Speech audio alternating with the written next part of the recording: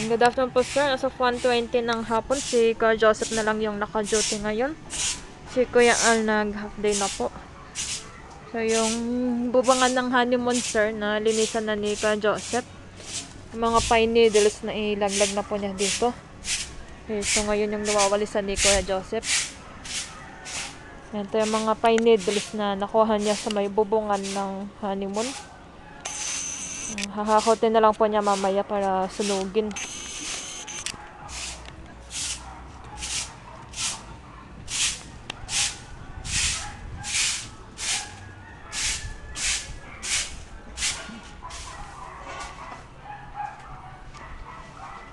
Yan, may mga orchids din dito sir, yung mga ayong honeymoon. Mahilig din sila sa halaman.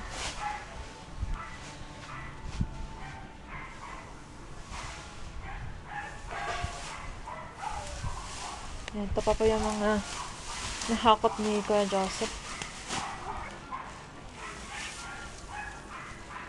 Yung ginagawa ni Kuya Edgar kanina, wala namang nagbago. Tsaka wala po siya ngayon. Wala siya dito sa condo to. Yung mga tubo andito pa rin. Yan, hindi rin naman daw nakita ni Kuya Joseph. So baka tulog pa po.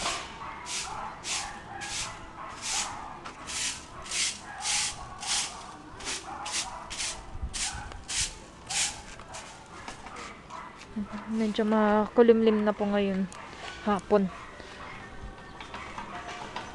Wow.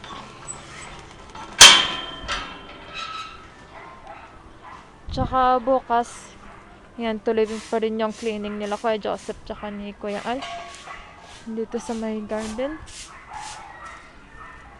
Masukal na naman po dito, so kailangan ding mag-mower. Yan, mahahaba na mga damo dito.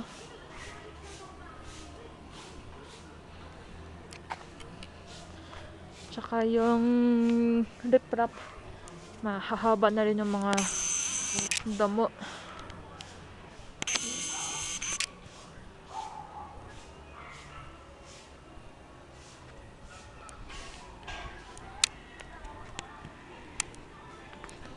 Yan, andito na yung mga gamit ni Kuya Edgar.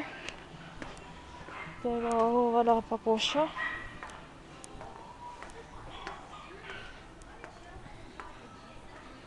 Yan, ito na yung paan ng push-up bar. Mr. Ong. Ay, ano po. Ganyan po siya kataas.